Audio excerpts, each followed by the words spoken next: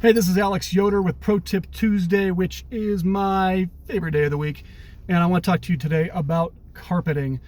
Now, I'm going to be touching just on the basics of carpeting. And I want to thank Big Bob's for donating all my samples that I'll be talking about today.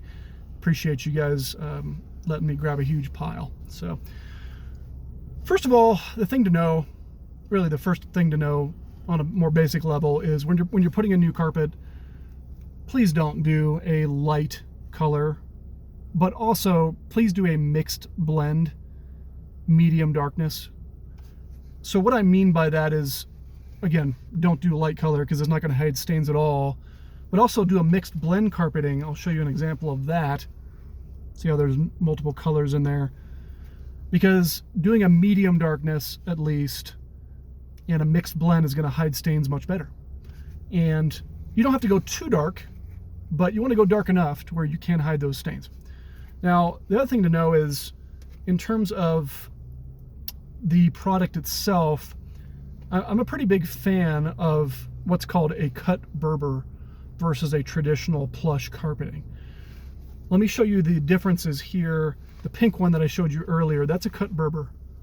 Much more texturized, longer fibers, not as densely packed. So you're getting more weight in the length as opposed to the density. This is a plush, which is just your traditional carpeting, densely packed fibers. And the reason I like the cut Berber product is that it's so much easier to do patches on it. If I try to do a patch on a traditional carpet, or even something that has more of a pattern to it like this, it's going to be super obvious. So good luck trying to do a patch that looks decent. If I try to do a patch on one of these cut Berbers, you're probably not going to be able to tell that that patch happened. Probably.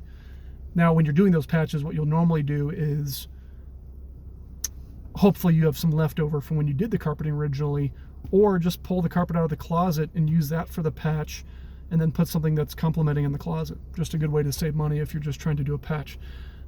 Now, in terms of the actual weight of the carpeting, I want to talk about that briefly. What you have is what most people refer to as a rental grade.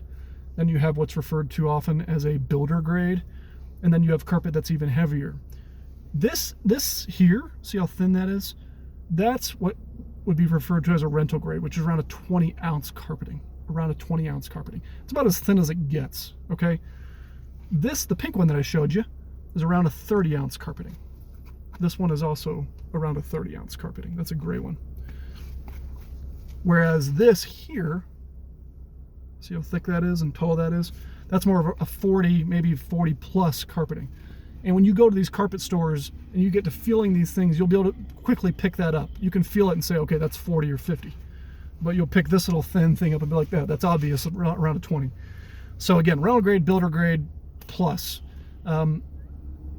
When you buy a new property, and if you don't do any upgrades, you will normally get the builder grade, just around a 30-ounce carpeting, which is great. And in a rental property, I would recommend going with a builder grade carpeting. If you go with the quote-unquote rental grade, which is the cheap stuff, you think you're saving money, but give it a year, 2 or 3, and it's going to be so flat and worn out that you're going to want to replace it again, and now you're no longer saving money because you're replacing it much sooner than you otherwise would have had to. So that is my opinion. I would strongly recommend around a 30-ounce carpeting. I would strongly recommend a cut Berber because it's easier for doing patches.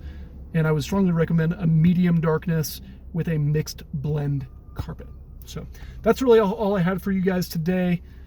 As always, go speak with experts in carpeting before you actually go make a purchase of several $1,000s to really dig in on all the specifics of what I'm talking about here. But that's the basics that you should definitely know. So anyway, Alex Yoder, Dorman Real Estate Management, Pro Tip Tuesday. Next week, we're going to talk about vinyl and the different options for vinyl in properties, whether that's a glue down or a self-adhesive product or a luxury vinyl plank.